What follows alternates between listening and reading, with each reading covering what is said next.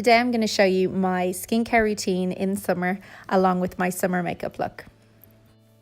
So I started off with SPF moisturiser from the Body Shop in Factor 30 because it was a really hot day, and I slathered it all over my face and all over my neck, and yeah, I tossed my hair around a lot, it would seem. Then I went in with concealer from Maybelline, which I dotted all over my eyeballs, and I used the Superdrug blending brush, which is really good, and it's super soft for around the eye area, which as we know is really delicate, so I do that really softly just to give myself an even canvas to start off with.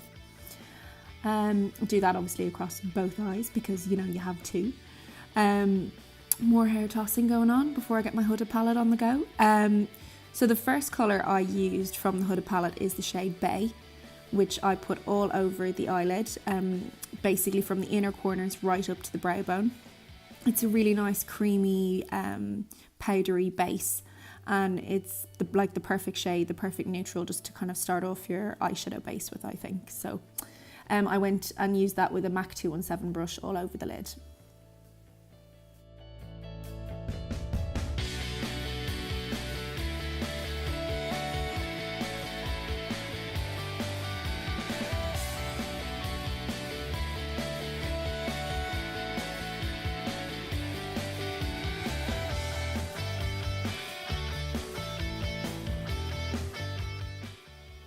So next up was the shade Henna in the Huda Beauty palette, which I used all over the crease.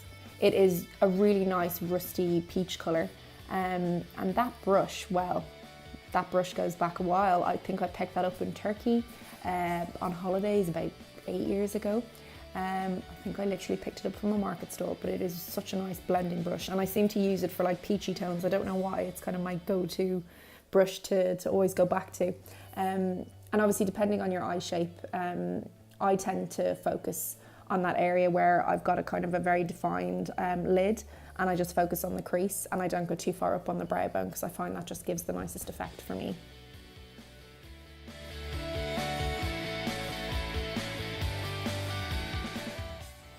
So next up is the underneath of the eye.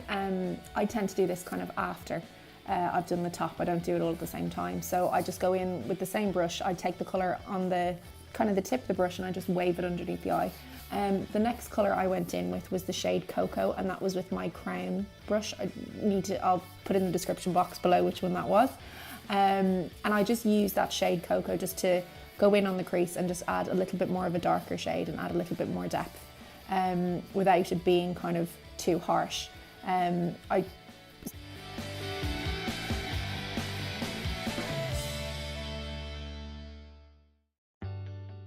I do a little bit of the cocoa then on the underneaths and make sure that blends up to the top and outer corner, just to give the illusion obviously that my eyes are a bit bigger than they are. Next up was the shade Angelic, which because of the texture of Angelic, I prefer to put that actually on my finger. It's a bit like if you use the Charlotte Tilbury Dolce Vita palette, you know, the gold in that.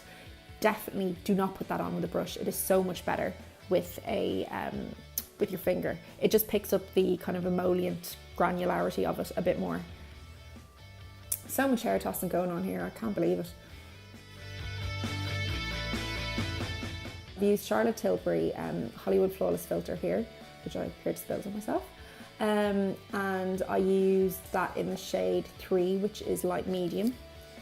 And I know this is a really unorthodox way of putting on foundation, but I prefer just to dot on Light Wonder.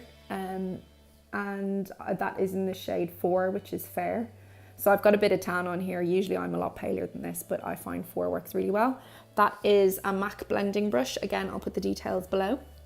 And I just buff that all over into the skin. And I find the Hollywood Flawless filter mixes so well with Light Wonder. It is just, the two of them are an absolute dream combination for like dewy, fresh summer skin that just glows and looks really natural. And yeah, I absolutely love the two of them together. So yeah, keep blending away until your base is as flawless as can be. And take it right down to your neck, because there's nothing worse than that line. There's nothing worse than seeing, you know, the tan versus the whiter face. Ugh. Anyway, next up, Maybelline Eraser Concealer, just to do a little bit more brightening around the eye. and a little bit of spot checking around the face and kind of just to add a little bit more contour and light into the face. So I take that down the bridge of my nose and the side of my mouth, and I use a damp Real Techniques mini beauty blender to obviously blend all that in and make it look seamless. But yeah, with your beauty blender or any kind of sponge like that, always make sure it is wet. This is a little stick I picked up from Rimmel and I absolutely love it. It's so handy for contouring. It's their, I think it's from their Instagram collection. Again, I'll put all products below.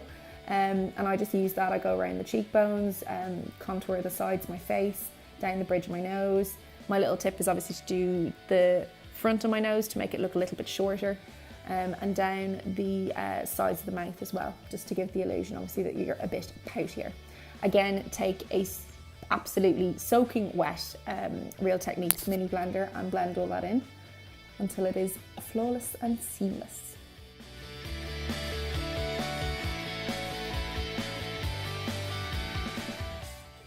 So keep blending that in until you're happy with the results. I tend to obviously make sure it's as seamless as possible, because basically obviously the worst thing is to leave big lines down your nose and under your chin, and yeah.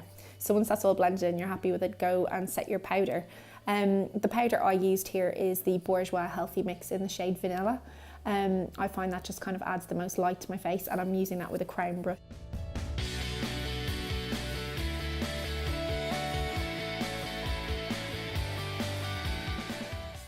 Time for a bit of bronzer. The bronzer I use is L'Oreal. I have no idea the colour. I'm going to again put that in the description box below, and I just pack that on with a kabuki brush. That kabuki brush is from Topshop and I've had it for a couple of years, but I just find it's really good for doing kind of the bigger areas of your face, your forehead, all down the sides of your neck, underneath your chin.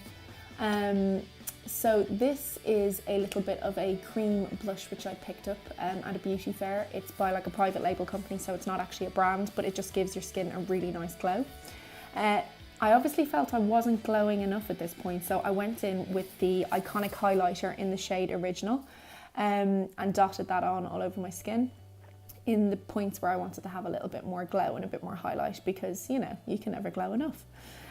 So I tend to dot that on again and blend that in with my fingers. I find a brush or a sponge doesn't really do the job for me, so always use my fingers for this step, particularly when using the Iconic drops.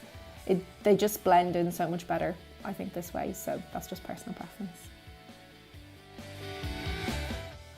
So once you have your highlights all blended in, it was time for brows. I use Anastasia Beverly Hills Dip Brow in the shade Medium Brown, and I tend to outline the bottom of my brows and then I outline the top of my brows, and I pay particular attention to the arch that I want to achieve. I'm using a MAC brush here. It's like a smaller version that I got in a limited edition kit a couple of years ago. My technique is to then just stroke in a few what look like more genuine hair strokes then on the front and any areas where I've got sparse hairs, which is what I'm doing here. I find if I ever do my brows at the start, they just look really heavy, so I just prefer to do them at the end. I know that's probably goes against what a lot of makeup artists out there do, but yeah, I'm an idiot. What have I done?